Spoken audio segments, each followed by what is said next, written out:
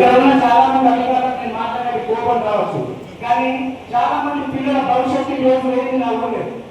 నేను గతంలో మున్సిపాలిటీ ఏర్పరిచిన దానికి వేదిక మీద ఉన్నటువంటి వివిధ హోదాలో ఉన్నటువంటి అధికారులందరికీ, ఉప సర్పంచ్ సోదరులకు, మిగతా వారందరికీ ప్రత్యేకంగా ఆహ్వానాన్ని ధన్యవాదాలు తెలియజేస్తున్నాం. చాలా మంచి ప్రోగ్రాము.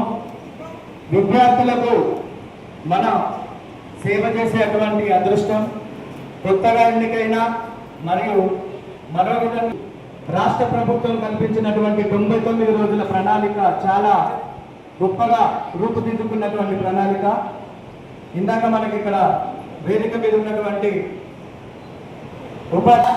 నాకు టీచర్ పెంచడానికి సంవత్సరం వెళ్ళా పోరాడితే 75 ఉన్న స్ట్రెంత్ 7 వచ్చింది. ఇప్పుడు మరి ఎలా చేద్దాం చెప్పండి. అంటే దయచేసి అన్యత భావించకండి. టీచర్ని ఇచ్చిన ఈరోజు 75 నుంచి ఉన్న స్టూడెంట్స్ 7కి రాకపో మరి ఎలా ఏమంటారు చెప్పండి, ఎలా చేద్దాం? మరి నేను ఎంఎస్సీ నాకు టీచింగ్ గురించి తెలుసు. ఏ అధికారి అయితే కనెక్ట్ అయి ఉన్నాడో అప్పుడు ప్రాబ్లమ్స్ వస్తాయి. యువకుడు కాబట్టి నేను కమిషనర్కి చెప్పిన, నేను ఇలాంటి సీనియర్లకు మేమేం చెప్తాం చెప్పు, అది మీరు అర్థం చేసుకోవాలి. తెలుగు వాళ్ళకి ఒక సైన్ చేస్తే అర్థం చేసుకోవాలి.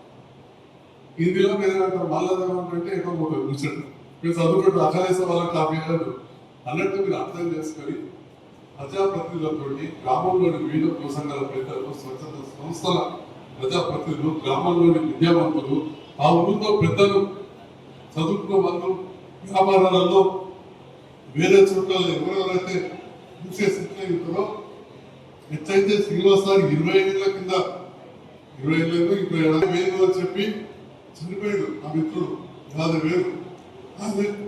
ఇప్పుడు అమ్మా దక్ష పట్ల పేరెంట్స్ కమిటీ చైర్మన్ ఉండేది, వాళ్ళు కలిసి వచ్చింది మా మిత్రుడు. అప్పుడు డాక్టర్ల సంఘం నుంచి మనం సాయం చేసాం. సో తప్పలేదు. అట్లనే మీరు టీచర్స్ ఆ గ్రామాల్లో పెద్దలు కావచ్చు, ఎవరు చేస్తారో చేసుకోవాలని చెప్పి కూడా ఈ సందర్భంగా తెలియజేస్తూ నాకు మంచి అవకాశం ఇచ్చాను. ధన్యవాదాలు. భాగంగా ఈ వారం విద్యా వారోత్సవంగా ప్రకటించింది. మరి విద్యకున్న ప్రాధాన్యత దేనికి లేదన్న విషయం అందరికీ తెలుసు. దాంట్లో భాగంగానే ఇప్పటి వరకు ఇటు టీచర్స్ కావచ్చు ఏర్పాటు చేశారు. ఈ ఏర్పాట్లో భాగంగా మొదటి రోజు డిఓ గారు చిన్నపిల్లలకు వేసవిలో సమ్మర్ క్యాంప్, ఎట్లయితే ప్రైవేట్ స్కూళ్ళలో కావచ్చు ధనవంతులు వాళ్ళ పిల్లలను సమ్మర్ క్యాంప్లకు పంపిస్తారు. మనం కూడా మండలం ఒకటి ఇక్కడ జైత్యాల పట్టణంలో పిఎంశ్రీ ఐడెంటిఫై అయిన స్కూల్లో చేస్తున్నాం. మీరు రావాలనగానే నేను ధర్మూర్ క్యాంప్ స్కూల్కు వెళ్ళడం జరిగింది. మాకు చాలా మంచి అనిపించింది. ఆ పిల్లలకు డ్రాయింగ్ కావచ్చు, ఆర్ట్స్ కావచ్చు, మీకు ఇంత ఎండాకాలం పిల్లలకు సెలవులలో క్యాంప్ ఏర్పాటు చేశారు.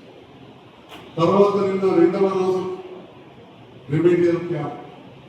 మన నియోజకవర్గ స్థాయిలో దాదాపు 160 మంది పిల్లలు 10th క్లాస్ ఫెయిల్ అయింది. 10th క్లాస్ ఫెయిల్ కాగానే మీ అందరూ తెలుసు, పిల్లలు డిప్రెషన్లో పోతారు, తల్లిదండ్రులు బాధపడతారు. ఆ బాధలో పిల్లలు ఏదో అంటారు, లేదా సమాజంలో పక్కన ఏమని అంటారు. ఆ పిల్లలు గోలి మీద తీసుకుంటారు, కొత్త ఆటలుకుంటారు. ఇట్లాంటి ఉండదు. ఆ పిల్లలను డిప్రెషన్లో పోనీయద్దు. పిల్లలను మళ్ళీ చదివించి పాస్ చేయాలి. అట్లాంటి స్కూల్ పెడుతున్నామంటే క్యాంప్ పెడుతున్నాం, క్లాసెస్ ఇస్తున్నామంటే నేను అటెండ్ అయినా. అటెండ్ అయినప్పుడు నేనే చెప్పిన, అరే 10వ తరగతి ఫెయిల్ అయిన పిల్లలంటే కావాల్సుకొని నేను వచ్చిన, ఎందుకంటే నేను కూడా 10వ ఫెయిల్ అయినా చెప్పి. ఇప్పుడు ఇవాళ ఇన్ని మాటలు చెప్తున్నా, మీకు వింటున్నాను. నేను కూడా సర్కార్ పని యూఎస్ స్కూల్లో చదివిన, వీక్లీ బనాగా స్కూల్. ఓకే, ఎందుకంటే చూస్తే వాడు దూరం అంటారు, వాడు ఇంకోటి అంటారు, ఎందుకేమని ఉండదు. కానీ నేను చదివించి సర్కార్ పని, ఇది వాస్తవం. బాగుంటారు. ఆ పిల్లల్ని పట్టించద్దు. ఇక్కడ ఉన్న మా ప్రజాప్రతినిధుల ఆవేదన అదే. ఇప్పుడు మీరు కూడా ఒక సమన్వయం చేసుకొని విద్యా వ్యవస్థను ముందుకు తీసుకెళ్ళాలి. మన పేద పిల్లలు వాళ్ళందరూ కూడా మన కుటుంబ సభ్యులు అనుకోవాలి. అట్లా అనుకుంటున్నారు కాబట్టి ఇవాళ స్టేట్ లో 33 జిల్లాలకు 4వ ర్యాంక్ వచ్చింది. 550 మార్కులు అంతమంది విద్యార్థులకు వచ్చాయి. కాబట్టి మీరు చేస్తున్నారు, ఇంకా కొంత ముందుకు వెళ్ళాలి. ఏదైతే మా గౌరవ సర్పంచులు కొన్ని సూచనలు చేసారో విమర్శలుగా అనుకోవద్దు, మీరు వారు చేసిన ఈ సూచనలుగా భావించి పాజిటివ్ మైండ్ తోటి మీరు వాటి పరిష్కారం చూపెట్టాలని చెప్పి కూడా ఈ సందర్భంగా తెలియజేస్తూ, విద్యతోనే వికాసం, విద్యను మించింది లేదు. నేను నిన్ననే సారంగాపంగా చెప్పిన, ఇక పంచదదుకైతే భూములు లేవు సర్కార్ దగ్గర. సర్కారుకి ఏ పంచినా విద్యనే పంచాలి అంతే. విద్యను మించింది ఇంకోటి లేదు. విద్యతోటే ఉపాధి. కాబట్టి ఈనాటి యువత రేపటి భవిష్యత్ తరాల్లో భారతదేశాన్ని ముందుకు తీసుకెళ్లాలంటే విద్య ఒక్కటే మార్గం. ఉన్న భూములు ఉన్నంత ఉంటే అది ముగ్గురు పిల్లలు ఉంటే 43 ఎంత పొట్టించినా కొనట్లేదు. ఎందుకంటే ఎకరాలు గెట్ పెట్టి సంపాదించుకోడు, గెట్ కాడ కొట్టాడు లేనే లేదు. ఆ విద్య గురించి నా మాత్రమే చేసే ప్రయత్నం వైద్య విద్యలు కావచ్చు, నర్సింగ్ కాలేజ్. నేను ఓడిపోయిన నాడే ఆగిపోయి ఉంటే దాన్ని మొత్తం కంప్లీట్ చేసినాం. మెడికల్ కాలేజ్కు ఆగిపోయింది. ఈ ప్రభుత్వం వచ్చాక వెంటనే ముఖ్యమంత్రి గారి దగ్గర పోయి 119 కోట్ల ప్రాజెక్టుకు గత ప్రభుత్వం ఇచ్చింది 14 కోట్లు మాత్రమే. 14 కోట్లు మాత్రమే. కానీ 119 కోట్ల ప్రాజెక్టు 50 కోట్లు రిలీజ్ చేయించినా ఇలా కాలేజ్ కంప్లీట్ చేయిస్తామని చెప్పి ఉమెన్స్ రెసిడెన్షియల్ డిగ్రీ కళాశాల క్యాన్సర్ అయిపోయింది లాస్ట్ 2023 డిసెంబర్లో. మళ్ళీ ముఖ్యమంత్రి గారి దగ్గరికి వెళ్ళి వారు విద్యాశాఖ మంత్రి కాబట్టి ఇవాళ స్టార్ట్ చేయించడం రెసిడెన్షియల్ డిగ్రీ కళాశాల 240 మంది విద్యార్థులతో పెడతా ఉంది. మరి ఈ సందర్భంలో మా సర్పంచులు రేపేదో 18 నాడు ధర్నా చేస్తామంటున్నారు, ఏదో స్కూల్కు జాగలేదు. దాని గురించి నేను ఎంత ఆవేదన పడ్డానని వాళ్ళు చెప్పిన మీడియాలో. కాబట్టి అది కూడా సాకారం అవుతుంది. కొన్ని టైం పడుతుంటే రకరకాలు ఉంటాయి, అవన్నీ చేసుకుంటూ పోదామని చెప్పి ఈ సందర్భాన్ని తెలియజేస్తూ మంచి కార్యక్రమాన్ని చేసి ఇట్లాంటి ఏమైనా లోపాలు ముందు జరగకుండా చూడాలని కూడా తెలియజేస్తుంది. ఎందుకంటే ఇప్పుడు 2 రకాలు మాట్లాడాల్సిన ప్రభుత్వ పరిస్థితుల గురించి. ఇవాళ నేను ఈ సైడ్ ఉన్న కేంద్ర ప్రభుత్వానికి నేను ప్రతిపక్షం. నేను ఆ ప్రతిపక్షానికి చెందిన మా ఎంపీ గారు మాట్లాడినట్టు నా మీద ధర్నా చెప్తారని నేను అనదలుచుకోను.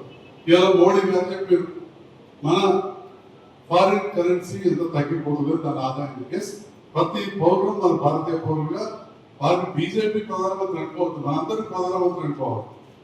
గౌరవ ముఖ్యమంత్రి కాంగ్రెస్ ముఖ్యమంత్రి అనుకోవద్దు, మనందరికీ ముఖ్యమంత్రి. నేను ఎమ్మెల్యే ఉన్నా, నాకు 40% ఓట్లు వచ్చి